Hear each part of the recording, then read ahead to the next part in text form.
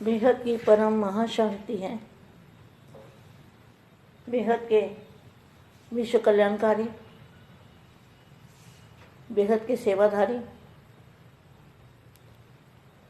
बेहद के आधार मूर्त, प्रेता स्वरूप धारण करने वाले, अव्यक्त स्वरूप धारण करने वाले, व्यक्त से व्यक्त में अव्यक्त क्या धारण करना है? व्यक्त में रहते हुए भी अव्यक्त स्थिति, बाप का रूप, आपका भी और बाप का भी कंबाइंड रूप।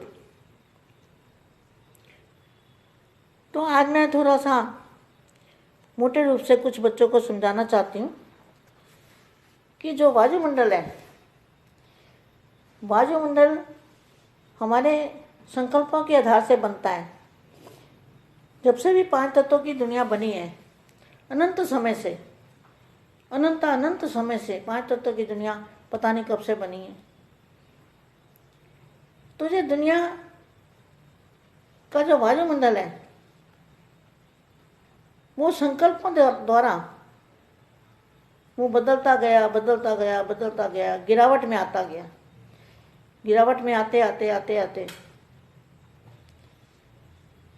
एकदम नीचे -100 कला में, -0 का भी -100 कला, इतना नीचे गिर चुका। तो वायुमंडल बदलता रहता है, वायुमंडल गिरता रहता है। वो बेहद की आत्माओं के भी, आम दुनिया के भी संकल्पों से वायुमंडल भारी होता रहता है, भारी। तो वायुमंडल भारी होने से शरीर भी भारी हो जाता है, आत्मा भी भारी हो जाती है, न चाहते हुए भी आत्मा परवश हो जाती है और ना चाहते हुए भी माया में डूब जाती है। जो इन आंखों से दिखाई देता है उसी को सच मानने लगते हैं। ऐसी हालत इंसान की हो जाती है। अति के बाद फिर बापू जी तो खैर कभी आए नहीं, इसी बार आए हैं, ना कभी आए थे, ना कभी आए हैं, ना अभी आए हैं। जब बापू जी ने यहाँ देखा, उनको लगा कि यहाँ क्यों बार बार ऐसा हो रहा है, तो बापू जी यहाँ पर आए। तो मेरा कहने का मतलब है, वायुमंडल के बारे में मैं आपको बता रही हूँ। अब वायुमंडल को ठीक कैसे करोगे? वापस उसी स्टेज पर लाना है वायुमंडल को। तो वायुमंडल को बेहद की आत्माएं अपने संकल्पों से परिवर्तन करेगी।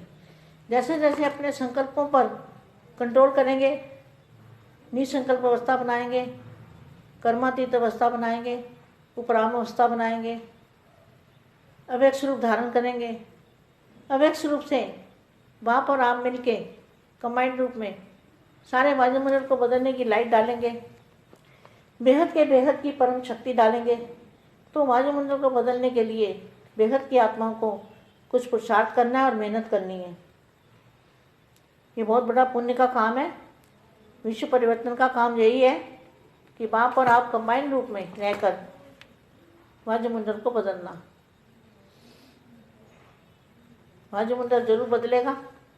जब बेहद के दादाजी हमारे साथ हैं तो ताकत आएगी, एनर्जी आएगी, पावर आएगी और वो हमारी सोच से वायुमंडल बदलेगा। तो आज मैं अभी थोड़ी वाणी पढ़ती हूँ। अब विश्व की आत्माएं आप सबसे क्या चाहती हैं, वह जानते हो? सारे विश्व की आत्माएं क्या चाहती है? अभी हर आत्मा अपने पूज्य आत्माओं को प्रत्यक्ष रूप में पाने के लिए पुकार रही है। क्या? हिंदू, मुस्लिम, सिख, ईसाई सब अपने अपने जो धर्म पिता है, धर्म गुरु हैं, उनको पुकार रही है। सिर्फ बाप को नहीं पुकार रहे, वो अपने अपने धर्म वालों को पुकार रहे हैं। तो बाप को पुकारने वाले तो बेहद की आत्मा है ना। बाप को पुकारना नहीं है, बाप तो मिल चुका है, लेकिन बाप के साथ साथ पूज्य आत्माओं को भी पुकार रहे हैं। हर एक समझते हैं हमारा पैगंबर को हो, मैसेंजर को हो, देव आत्मा को हो, वे आवे और हमें साथ लेकर जावे। ये विश्व की पुकार पूर्ण करने वाले कौन हैं? आप पूज्य देव आत्माओं का इंतजार कर रहे हैं कि हमारे देव आएंगे और हमें जगाएंगे और ले जाएंगे। जगा तो रहे हैं लेकिन जागते नहीं हैं। उसके लिए क्या तैयारी कर रहे हो?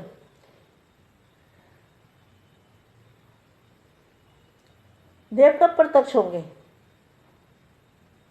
श्रेष्ठ आत्मा प्रत्यक्ष करने का स्वयं और संगठित रूप में प्रोग्राम बनाओ। कैसे बनाओगे? ज्वाला रूप धारण करो, और तो कुछ कर नहीं सकते। उद्घाटन जगाएंगे, नारियल तोड़ेंगे। नारियल तोड़ना मतलब आवाज़ आना, आवाज़ फैलेगा। आशाओं के दीपक जगाएंगे, ठिकाना दिखाने का ठक्का हो जाएगा। जैसे नारियल का ठक्का करते हो ना, आवाज़ करते हो ना,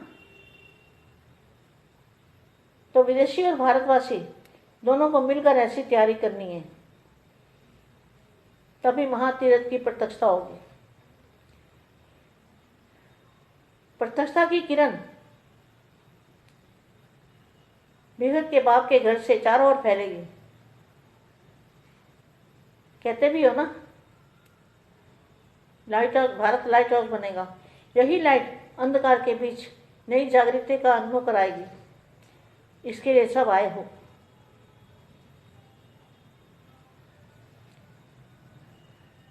सबको सहयोग देना चाहिए।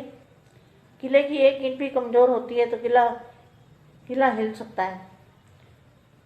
छोटे बड़े ब्राह्मण परिवार की सभी मजबूत ईंटें होनी चाहिए। ऐसे सदा दृढ़ संकल्प करने वाले, सफलता के जन्म सिद्ध अधिकार को साकार में लाने वाले, सदा अपने श्रेष्ठ भाग्य को स्मृति में रखते हुए समर्थ रहने वाले, स्वयं को विशेषता को सदा कार्य में लगाने वाले, सदा हर कार्य में बाप का कार्य सो मेरा कार्य, ऐसा अनुभव करने वाले, सर्व कार्य में ऐसे बेहद की स्थिति में स्थित रहने वाले, विशाल बुद्धि बच्चों को याद प्यारो नमस्ते। बेहद की सेवाधारी माँ का सेवाधारी बच्चों को याद प्यारो नमस्ते।